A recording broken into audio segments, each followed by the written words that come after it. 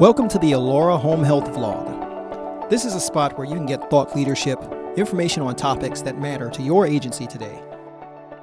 Welcome to the Deep Dive, where we take complex topics, cut through the noise, and really hand you the crucial insights. Today, we're plunging into a world that's often unseen but has such a profound impact on care. We're talking about navigating challenging behaviors and mental health within home health. Okay, so let's unpack this a bit. Our deep dive today draws heavily from two really key sources. First, there's Managing Challenging Behaviors in Home Health Care, which is packed with practical strategies. And second, we've got Michael Mussman's insightful paper, Mental Health Matters, which broadens our view to the whole person. So our mission here is to give you a clearer understanding of these challenges and, maybe more importantly, equip you with some practical, empathetic strategies that can genuinely transform the care experience for everyone involved, really the clients and the caregivers. Such a critical area. And, our sources really highlight that many agencies, well, they still lack adequate training here. It's not just about helping someone with physical tasks. It's fundamentally about the quality of care and, crucially, the well-being of both the person receiving care and the dedicated home health worker doing the caring. Understanding these dynamics isn't just nice to have. It's absolutely essential for better outcomes. That's a really vital point. Home health workers have this indispensable role, right? They allow people to stay in their own homes, which is huge. But as you can imagine, being in someone's personal space, that intimate setting, well, it brings a whole different set of challenges compared to, say, a hospital. Well, absolutely. Think about the sheer range of behaviors a caregiver might encounter. Yeah. Our sources cover quite a spectrum from, overt verbal aggression to things like persistent wandering or even severe hoarding, which can be really difficult. The core insight, I think, is recognizing these behaviors aren't just random. They're often signals, signs of deeper distress, or unmet needs. Getting that is the first step to managing things safely and effectively. Yeah, it's so easy to just label someone as difficult, isn't it? But the source material really peels back the layers. It details 8 common types of challenging behaviors. And what's fascinating, or maybe concerning, is how often they stem from something completely different than just being difficult. Let's maybe look at a few, like aggression. That one sounds, well, pretty intense. It can be, definitely. Physical stuff like hitting or kicking, or verbal things, yelling, threats. But in the home health setting, especially with clients who have cognitive issues like dementia, it's rarely just malice. So often it's actually confusion or deep frustration, maybe even pain they can't express properly. It's really a symptom. A symptom, not a character flaw. That's a key distinction. What about resistance to care? That sounds common, too. Very common. Yeah. Refusing help with bathing, dressing, taking meds. And again, it's usually not defiance for defiance's sake. It might be fear or embarrassment about needing help, or just not understanding why something is necessary. And the risk is real. If they consistently resist treatment or care, their health can seriously decline. It's a tricky one. Yeah, I can see that. And then there's wandering. I know that's a big concern for families with loved ones who have cognitive decline. Huge concern. The immediate danger is obvious: falls, injuries, getting lost outside. But underneath that, you have to ask why they're wandering. Are they looking for something? Feeling lost, restless? It really underscores the need for safety measures like supervision, or maybe even GPS trackers sometimes, but also trying to understand the reason for the wandering. Right, managing the risk while also trying to address the cause. Exactly. And sometimes the challenge is, well, literally the home environment. Think about hoarding. It's more than just clutter, right? It can create genuinely unsanitary conditions and massively increases the risk of falls.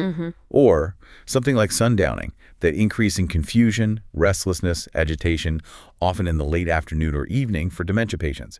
It's unpredictable and really tough on caregivers. And you also mentioned things like refusing food or fluids. That sounds serious. Extremely. Dehydration, malnutrition, those are serious consequences. It might stem from loss of appetite, trouble swallowing, or just lack of interest. Then there's incontinence. Yeah, which can be uncomfortable or embarrassing for the client and presents practical challenges for the worker needing frequent changes, special equipment. And finally, sleep disturbances. Right, which impacts everyone. Fatigue, irritability. It could be pain, discomfort, anxiety. You've got to find the root cause. But what's really fascinating, the thread connecting all of these, is that these behaviors, they aren't just people being difficult. Almost always, they signal underlying issues: physical, emotional, cognitive.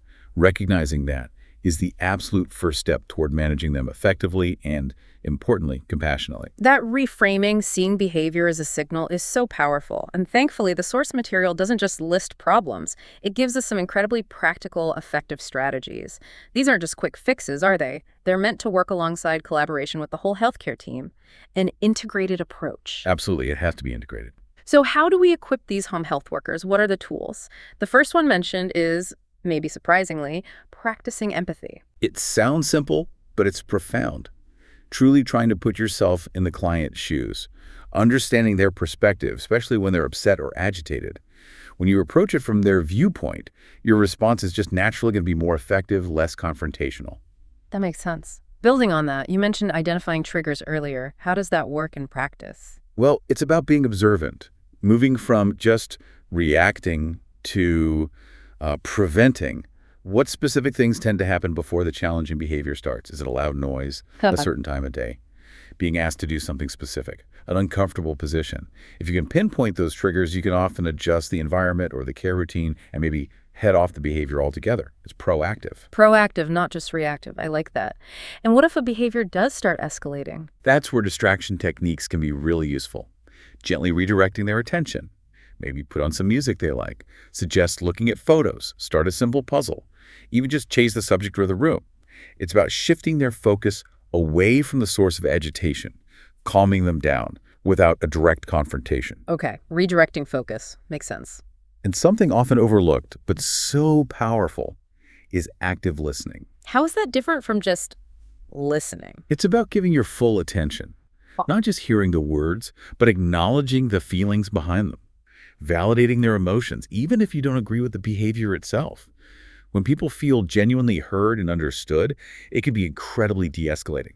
Builds trust, shows respect. It's fundamental. So it's about validating the feeling, not necessarily the action.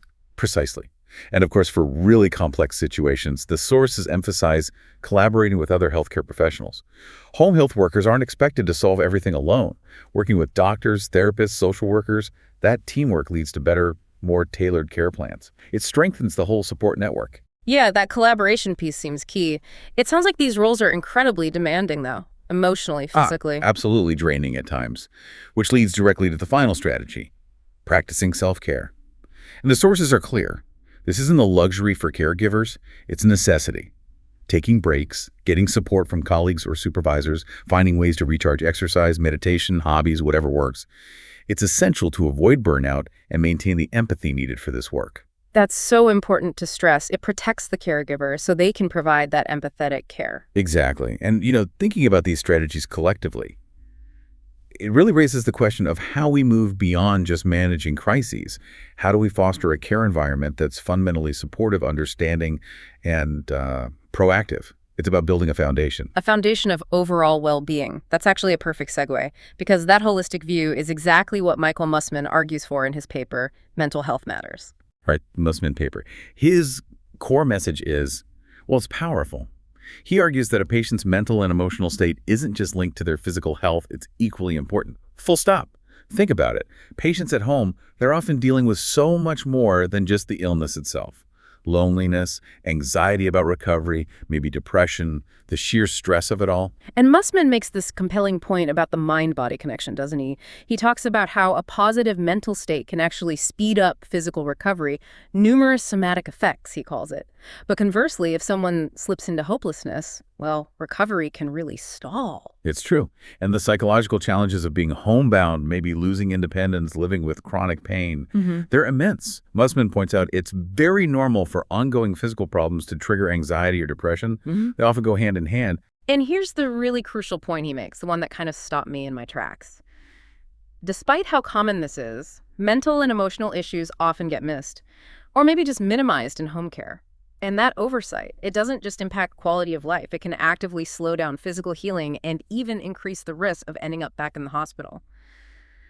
Simply put, if we're ignoring mental health, we're not really delivering complete care, are we? Not at all. It's a huge gap. And to address it, Mussman highlights things like the benefit of counseling at home.